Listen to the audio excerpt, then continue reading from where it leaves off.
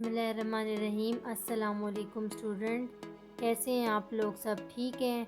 I hope आपने पिछला जो है लेक्चर लर्न किया होगा, कुछ सीखा होगा कि हमारे पास ग्रेड 10 की केमिस्ट्री में हमने पिछला लेक्चर क्या मैंने बताया आप लोगों को।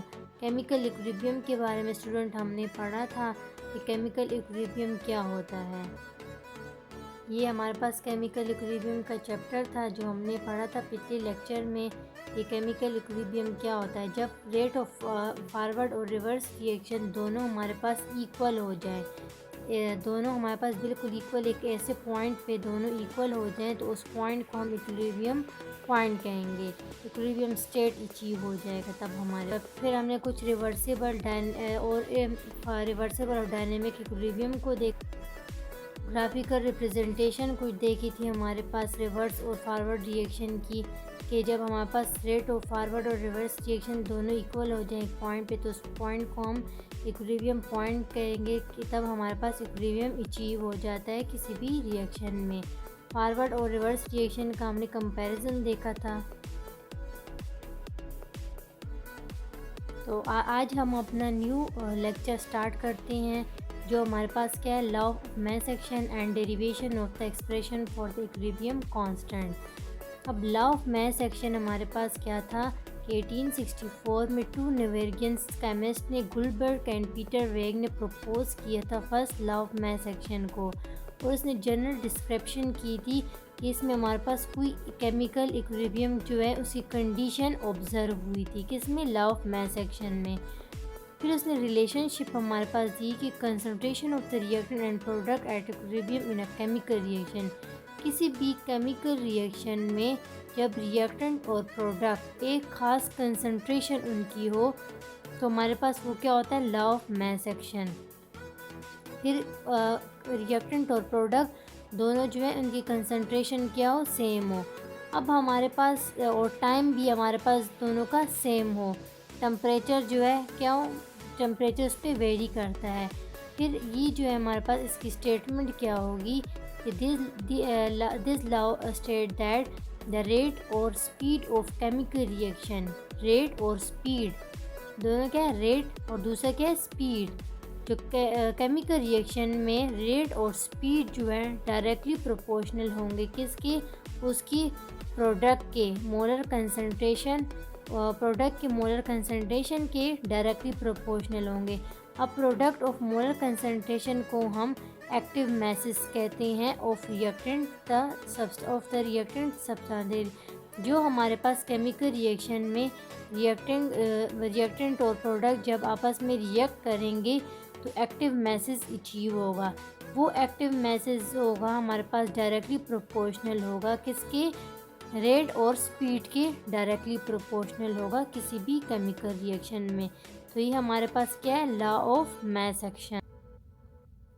तो लॉ ऑफ मैस एक्शन में हमारे पास तीन चीज़ें इस पर डिपेंड होती है। एक तो रेट ऑफ रिएक्शन, दूसरा speed of reaction. Rate of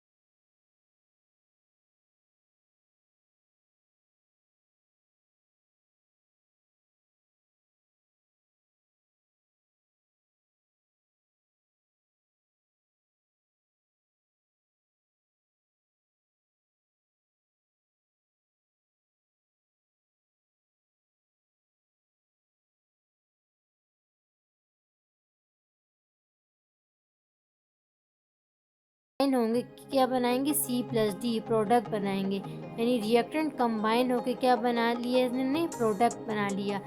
अब जो एक्टिव मास और molar concentration of A is square bracket से किया, A को हम इस तरह स्क्वायर ब्रैकेट में लिखेंगे, फिर इसी तरह मोलर कंसंट्रेशन ऑफ B को भी स्क्वायर ब्रैकेट्स में लिख लिया, C को भी और D को भी इस तरह स्क्वायर ब्रैकेट में लिख लिया। अब लॉ ऑफ मास एक्शन क्या होगा, now law of mass action, rate of forward reaction जो है हमारे पास, rate of forward reaction AB, rate of forward reaction directly proportional होगा किसके, concentration of the reactant A and B।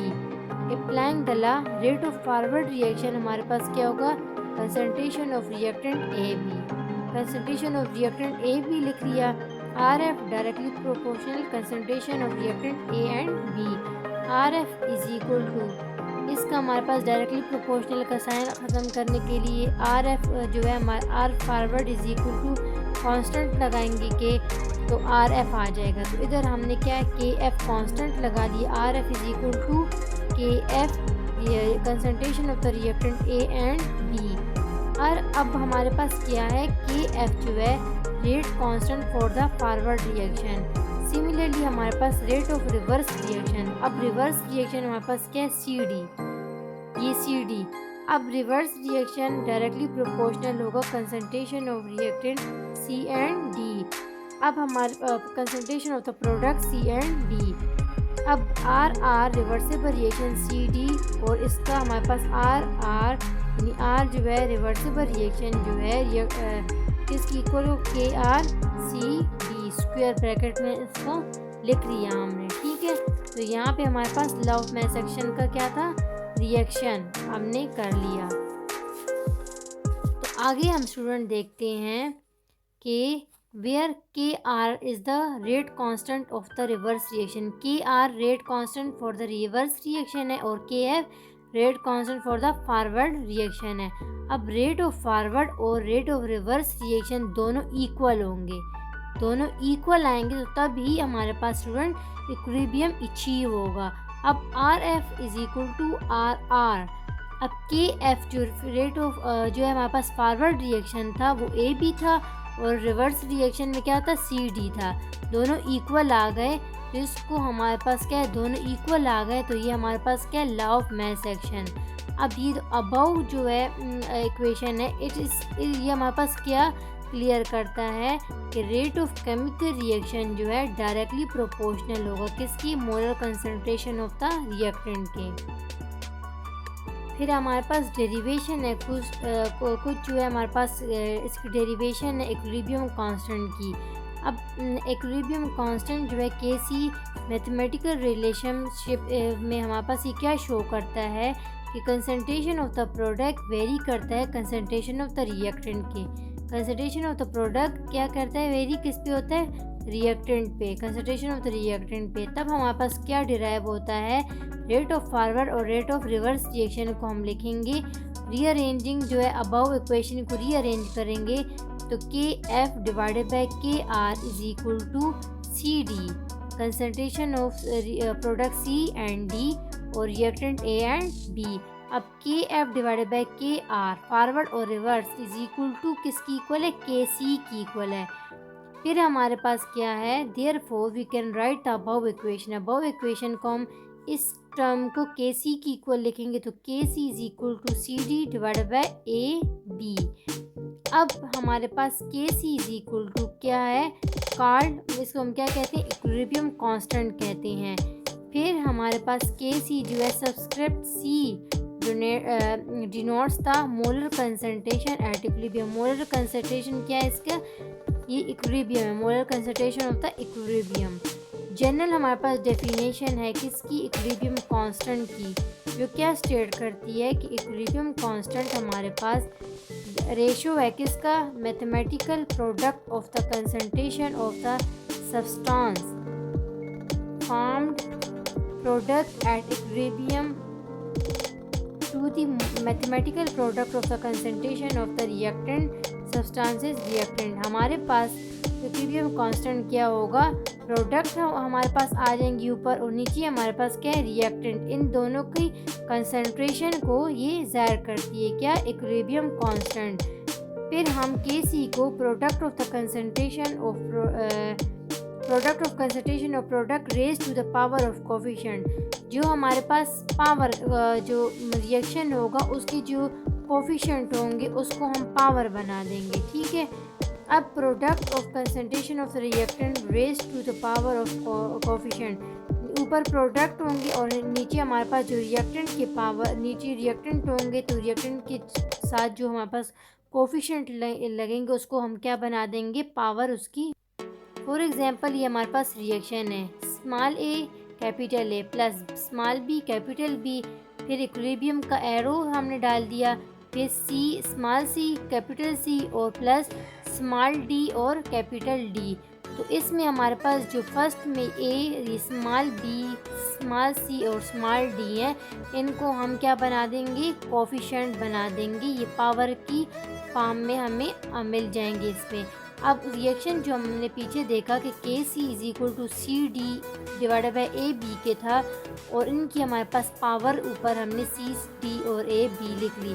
अब इसमें अ लार्ज वैल्यू ऑफ के सी हमारे पास क्या शो करता है कि प्रोडक्ट ऑफ कंसंट्रेशन जो है हमारे पास ग्रेटर देन होती है किसकी, प्रोडक्ट की कंसंट्रेशन ग्रेटर होती है किसकी, रिएक्टेंट की। प्रोडक्ट की कंसंट्रेशन क्या होगी, ज़्यादा होगी किससे, रिएक्टेंट की कंसंट्रेशन से। अब द इक्विलिब्रियम जो है हमारे पास constant of the reaction is independent, तब हमारे पास प्रोडक्ट इंडिपेंडेंट होगा किसके, प्रेशर के इंडिपेंडेंट होगा कंसंट्रेशन के, और कैटलिस्ट की इंडिपेंडेंट होगा। अब के सी जो है हमारे पास इसको इसको क्या कहते हैं हम, rate constant in term of concentration. Concentration के टर्म में हम के सी को रेट कांस्टेंट कहें। सिमिलरली हमारे पास ये अगला रिएक्शन है नाइट्रोजन और हाइड्रोजन का, ठीक है। अब ये जो है हमारे पास केमिकल इक्विलिब्रियम कंबाइन करके हमने 2 अमोनिया की मालिक्यूल बना ली। अब 2 अमोनिया की मालिक्यूल, इसमें ये हमारे पास कोफिशिएंट है, ठीक है, इसमें यहाँ पास 3 हमारे पास कोफिशिएंट है, तो इसको हम पावर बना देंगे। अब के सी जब हम लिखेंगे तो प्रोडक्ट को हम फर्स्ट पे लिख लेंगे और डिवाइड फॉर्म में क्या लिखेंगे, रिएक्टेंट को N2 और H2, N2H2 भी लिख लिया और अमोनिया NH3 भी लिख लिया। अब इनके साथ जो है 2 और 3, इसको हम पावर बना देंगे, 2 ऊपर और साथ कोफिशिएंट बना देंगे और इधर 3 लिख लिया। तो ये हमारे पास क्या है, के सी एक्सप्रेशन है, ठीक है स्टूडेंट। अच्छा स्टूडेंट, ये अगले रिएक्शन हमारे पास नाइट्रोजन और ऑक्सीजन का और नाइट्रोजन डाइऑक्साइड का। तो इसको हम किस तरह लिखेंगे, के सी एक्सप्रेशन हमने लिख लिया, ठीक है। फिर उसके बाद हमने क्या लिख लिया, सबसे पहले हम क्या लिखेंगे, प्रोडक्ट को। प्रोडक्ट हमारे पास ये वाले हैं NO2 ब्रैकेट में, स्क्वायर ब्रैकेट्स में लिख लिया। नीचे हम क्या लिखेंगे, इस रिएक्टेंट को N2 लिख लिया हमने ब्रैकेट, और दूसरी हमने क्या लिख लिया, O2। इसके साथ जो है हमारे पास ये कोफिशिएंट है, इधर 2 है और इधर भी 2, तो इसको हम क्या लिख लेंगे, पावर की फॉर्म में लिख लेंगे 2। इधर हमारे पास O के साथ भी ऑक्सीजन के पास भी 2 है, तो ये हमारे पास क्या है, कोफिशिएंट। तो ये फर्स्ट वाले का हमारे पास क्या है, के सी एक्सप्रेशन आ गया। K C is equal to NO2 2 raise to power, ये कोफिशिएंट है इसकी, और N2 और O2 ये हमारे पास कोफिशिएंट है, पावर की फॉर्म में आ गए। तो ये के सी एक्सप्रेशन फर्स्ट वाले का एक है। सिमिलरली हमारे पास सेकंड का भी इस तरह होगा, ये प्रोडक्ट ऊपर आ जाएंगे और ये हमारे पास डिवाइड फॉर्म में नीचे आ जाएंगे रिएक्टेंट, फिर कोफिशिएंट हम इसकी पावर बना देंगे। फिर थर्ड वाले का भी इस तरह हम कर लेंगे और फोर्थ वन का भी इसी तरह हम कर लेंगे कि प्रोडक्ट ऊपर और रिएक्टेंट जो है नीचे डिवाइड फॉर्म में हो जाएंगे, और कोफिशिएंट जो है हमने क्या करना है, पावर की फॉर्म में लिखना है। तो के सी एक्सप्रेशन हम किसी भी रिएक्शन का इस तरह लिख सकते हैं ईजी से। अब हमारे पास एक इक्विलिब्रियम जो है, जब केमिकल इक्विलिब्रियम का रिएक्शन हो जाए तब हमारे पास इसकी कुछ कंडीशन होगी, तो वो क्या कंडीशन होंगी।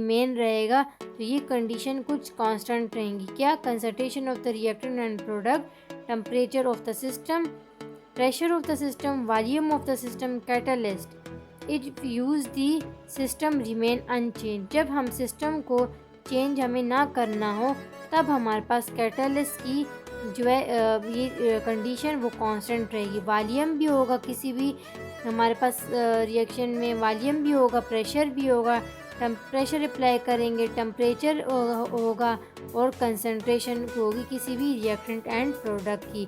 और कंसंट्रेशन रिएक्टेंट जो रिएक्टेंट और प्रोडक्ट की होगी उसको हम स्क्वायर ब्रैकेट्स में लिखेंगे। स्क्वायर ब्रैकेट्स में लिखने के बाद उसकी कोफिशिएंट हम लिखेंगे किसी भी रिएक्शन में। अब नेक्स्ट है हमारे पास वेज टू रिकॉग्नाइज इक्विलिब्रियम। किस तरह हम कुछ ऐसे मेथड हैं जिससे हम इक्विलिब्रियम को रिकॉग्नाइज कर सकते हैं, समझ सकते हैं। कुछ हमारे पास ऐसे स्टेट हैं केमिकल रिएक्शन में जिसको हम करने के बाद, उन मेथड को करने के बाद इक्विलिब्रियम को समझ सकते हैं। अब फिज़िकल मेथड और केमिकल मेथड को हम यूज़ करते हैं।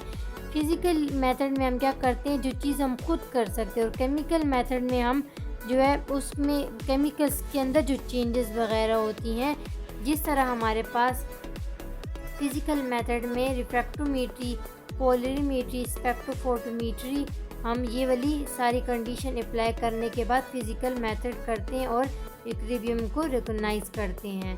ठीक है।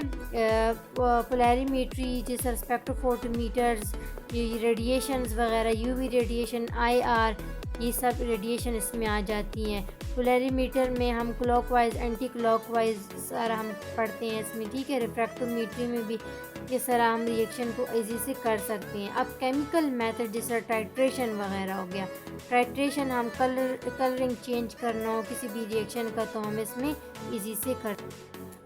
अब इन बोथ मेथड में फिज़िकल और केमिकल दोनों मेथड में क्या होगा, इक्विलिब्रियम स्टेट में हमारे पास क्या होगा, केमिकल रिएक्शन में तब रिकॉग्नाइज होगा, तब हमारे पास इक्विलिब्रियम जो है रिकॉग्नाइज होगा जब हमारे पास कंसंट्रेशन होगी रिएक्टेंट एंड प्रोडक्ट की, regular interval of time same होगा, टेम्परेचर उसमें हम सेम कांस्टेंट होगा, तो तब हम इक्विलिब्रियम को अचीव कर सकते हैं इजी से। और जब हमारे पास concentration of the reactant and product जो है वो हमारे पास ना हो, डिस्टर्ब हो, तब हमारे पास इक्विलिब्रियम जो है उसमें चेंजेस आएंगी।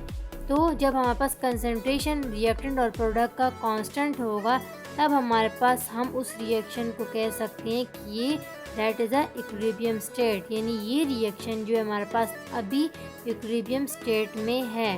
लेकिन जब जैसी इसकी स्टेट हम चेंज कर लेंगे या इक्विलिब्रियम को डिस्टर्ब कर लेंगे, उसकी रिएक्शन में कि कोई चेंजेस हम कर लेंगे, तब जो सिस्टम होगा वो इक्विलिब्रियम में हम नहीं लिख पाएंगे, क्योंकि हमने उनकी जो है उसमें चेंजेस कर ली हैं। लेकिन जैसे ही हम उसमें चेंजेस हम ना करें तो तब हमारे पास जो स्टेट अचीव होगी वो कौन सी होगी, इक्विलिब्रियम स्टेट, यानी रेट ऑफ फॉरवर्ड और रिवर्स रिएक्शन दोनों इक्वल हो जाएंगे और जो स्टेट अचीव होगी वो क्या होगी, इक्विलिब्रियम स्टेट। तो यहाँ पे स्टूडेंट हमारा आज का लेक्चर ख़त्म होता है, कंप्लीट हो गया।